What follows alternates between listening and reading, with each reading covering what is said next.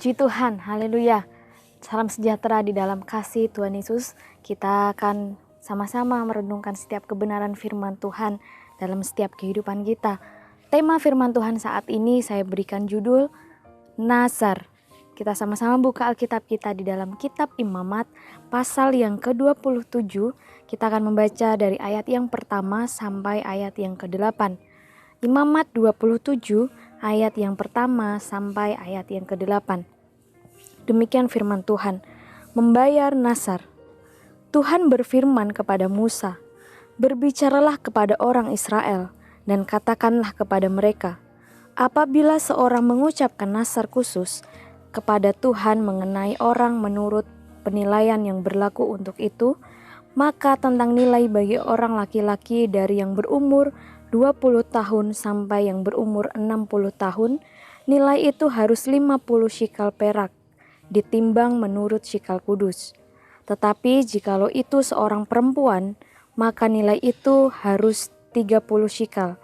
Jikalau itu mengenai seorang dari yang berumur 5 tahun sampai yang berumur 20 tahun, maka bagi laki-laki nilai itu harus 20 shikal dan bagi perempuan 10 shikal. Ayat yang ke-6, jikalau itu mengenai seorang dari yang berumur 1 bulan sampai yang berumur 5 tahun, maka bagi laki-laki nilai itu harus 5 shikal perak dan bagi perempuan 3 shikal perak.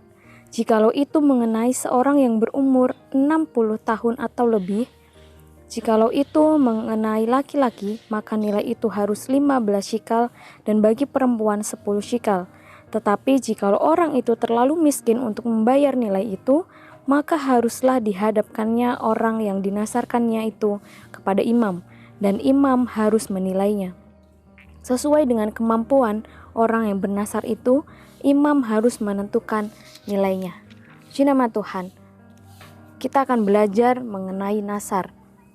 Di pasal 27 ini, jika kita membaca secara keseluruhan dalam satu pasal ini, kita akan menemukan, kita akan menyimpulkan bahwa di sini dicatat tentang ketentuan, ketetapan untuk membayar nazar.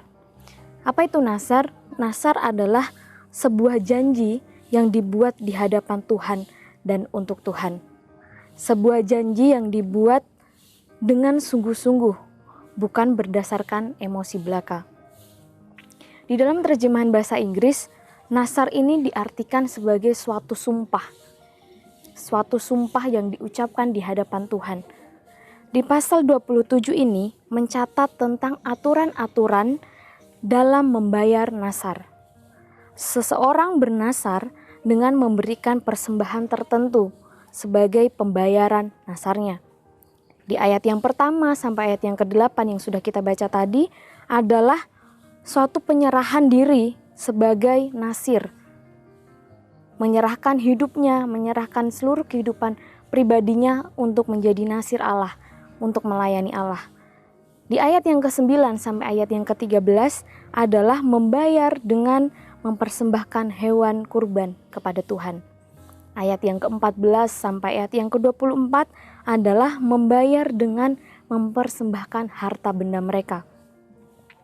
Bapak Ibu Saudara yang dikasihi oleh Tuhan, tentu kita sudah tidak asing dengan kata-kata nazar ini. Suatu janji yang diucapkan di hadapan Allah dan untuk Allah. Ada beberapa tokoh Alkitab di dalam Perjanjian Lama, mereka bernazar di hadapan Tuhan. Mereka mengucapkan janji, mereka mengucapkan sumpah di hadapan Tuhan. Yang pertama adalah Yakub. Bapak Ibu Saudara boleh membaca kisahnya di dalam Kejadian pasal yang ke-28 ayat yang ke-20 sampai ayat yang ke-22. Kisah di mana Yakub ia berjanji untuk mengasihi Tuhan dan memberikan persepuluhan kepada Tuhan jika ia kembali ke rumah ayahnya dengan selamat. Suatu nazar, suatu janji, suatu sumpah yang diikrarkan, yang diucapkan oleh Yakub kepada Tuhan. Dia berjanji akan mengasihi Tuhan.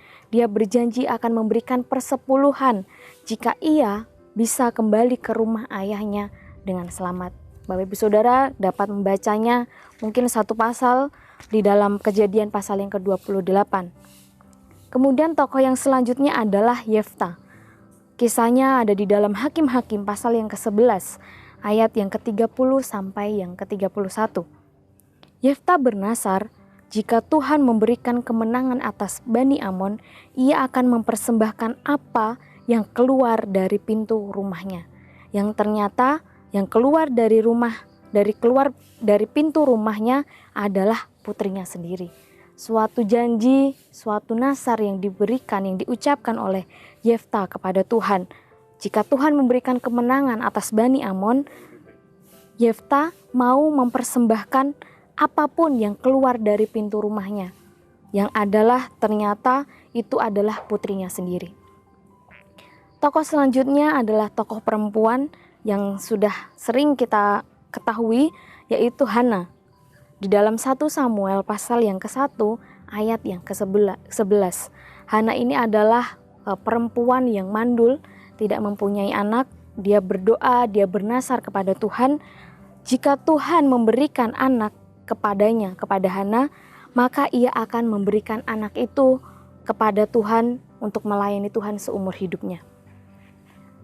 Jika Tuhan memberikan anak kepada Hana, Hana menyerahkan anak itu untuk Tuhan, untuk melayani Tuhan. Bapak Ibu Saudara yang terkasih di dalam nama Tuhan Yesus Kristus, kita melihat tidak ada hal yang salah ketika orang mengucapkan nasar di hadapan Tuhan. Tidak salah kita mengucapkan janji kita kepada Tuhan. Tidak salah ketika kita mengucapkan nasar kita kepada Tuhan. Tetapi ada beberapa hal yang kita perlu tahu ketika kita mengucapkan nasar. Yang pertama, nasar itu harus ditepati. Nasar bukanlah sekedar ucapan belaka, tetapi suatu janji atau sumpah di hadapan Allah yang harus kita pertanggungjawabkan di hadapan Tuhan. Nasar adalah suatu ucapan yang harus kita pertanggungjawabkan di hadapan Tuhan. Bukan suatu perkataan biasa yang berlalu begitu saja, tapi nasar itu harus ditepati. Nasar itu harus dipertanggungjawabkan di hadapan Tuhan. Suatu janji yang harus ditepati. Pengkhotbah 5 ayat yang keempat. Pengkhotbah 5 ayat yang keempat, di sana dikatakan, lebih baik engkau tidak bernasar daripada bernasar tetapi tidak menepatinya. Firman Tuhan katakan lebih baik tidak bernasar daripada kita tidak menepatinya. Kalau kita bernasar kepada Tuhan, itu artinya kita harus menepati apa yang kita ucapkan. Ketika kita berjanji di hadapan Tuhan, kita akan melakukan sesuatu untuk Tuhan. Kita harus menepatinya di hadapan Tuhan. Yang kedua tentang nasar adalah kita tidak boleh menunda-nunda dalam menepati nasar itu. Kita tidak boleh menunda-nunda dalam kita menepati janji kita kepada Tuhan. Pengkhotbah 5 ayat yang ketiga. Pengkhotbah 5 ayat yang ketiga. Kalau engkau bernasar kepada Allah, janganlah menunda-nunda menepatinya, karena ia tidak senang kepada orang-orang bodoh. Tepatilah nasarmu. Kalau engkau bernasar kepada Allah, janganlah menunda-nunda menepatinya. Ketika kita bernasar di hadapan Tuhan, ketika kita berjanji di hadapan Tuhan, ingin melakukan sesuatu untuk Tuhan, firman Tuhan katakan, jangan menunda-nunda dalam menepatinya. Selanjutnya tentang nasar, kita harus melakukan nasar itu dengan setia. Dalam Ulangan pasal yang ke-23, ayat yang ke-23, Ulangan 23, ayat yang ke-23, apa yang keluar dari bibirmu haruslah kau lakukan dengan setia. Sebab dengan sukarela kau nasarkan kepada Tuhan Allahmu. Sesuai kau katakan dengan mulutmu sendiri. Firman Tuhan katakan, kau harus melakukan nasarmu itu dengan setia. Kita melakukan apa yang kita ucapkan di hadapan Tuhan. Janji itu, nasar itu, sumpah itu di hadapan Tuhan, kita lakukan dengan setia. Bukan karena terpaksa, tapi kita memiliki sikap hati untuk memberikan itu dengan setia, dengan sukarela untuk Tuhan. Dari pembahasan kita saat ini tentang nasar ini, kita belajar bahwa kita harus bertanggung jawab atas apa yang kita katakan dan juga lakukan. Setiap kata demi kata, kalimat yang terucap dari mulut bibir kita, kita harus pertanggungjawabkan itu di hadapan Tuhan. Setiap kalimat yang kita ucapkan di hadapan Tuhan, kita harus pertanggungjawabkan itu di hadapan Tuhan. Bukan suatu kata-kata yang sia-sia, bukan suatu kalimat yang sekedar berlalu begitu saja, tapi setiap perkataan kita Tuhan melihat, Tuhan mendengar itu, dan kita mau mempertanggungjawabkan itu di hadapan Tuhan. Di dalam Matius pasal yang ke-12 ayat yang ke-36 dan 37, Matius 12 ayat yang ke-36 dan 37, tetapi aku berkata kepadamu, setiap kata sia-sia yang diucapkan orang harus dipertanggungjawabkan pada hari penghakiman. Karena menurut ucapanmu engkau akan dibenarkan, dan menurut ucapanmu pula engkau akan dihukum. Jangan sampai apa yang kita ucapkan itu adalah perkataan yang sia-sia belaka. Perkataan kita itu harus kita pertanggungjawabkan di hadapan Tuhan. Firman Tuhan katakan dengan ucapan yang kita ucapkan itu kita dibenarkan. Tetapi dengan ucapan kita juga kita bisa dihukum. Oleh sebab itu, Bapak Ibu Saudara yang dikasihi oleh Tuhan, mari kita belajar untuk setiap perkataan yang keluar dari mulut bibir kita pertanggungjawabkan di hadapan Tuhan. Tidak hanya sekedar kita berkata-kata sebagai suatu emosi belaka, tapi biarlah kita mempertanggungjawabkan itu di hadapan Tuhan. Di dalam Roma pasal yang ke-14 ayat yang ke-12, demikian firman Tuhan, demikianlah setiap orang di antara kita akan memberi pertanggungan jawab tentang dirinya kepada Allah. Setiap perkataan, perbuatan kita, firman Tuhan katakan akan memberi pertanggungjawaban tentang dirinya sendiri kepada Allah. Apapun yang kita kerjakan, apapun yang kita ucapkan, kita pertanggungjawabkan di hadapan Tuhan. Kita belajar juga tentang Nasar ini, bahwa di dalam kita melakukan segala sesuatu untuk Tuhan, kita melakukan dengan sikap hati yang selalu ingin menyenangkan hati Tuhan. Ketika mulut kita mengucapkan janji, ketika mulut kita mengucapkan nasar di hadapan Tuhan, dan firman Tuhan katakan kita harus menepatinya, kita harus mempertanggungjawabkan itu di hadapan Tuhan. Mari kita lakukan itu dengan sikap hati mau menyenangkan hati Tuhan.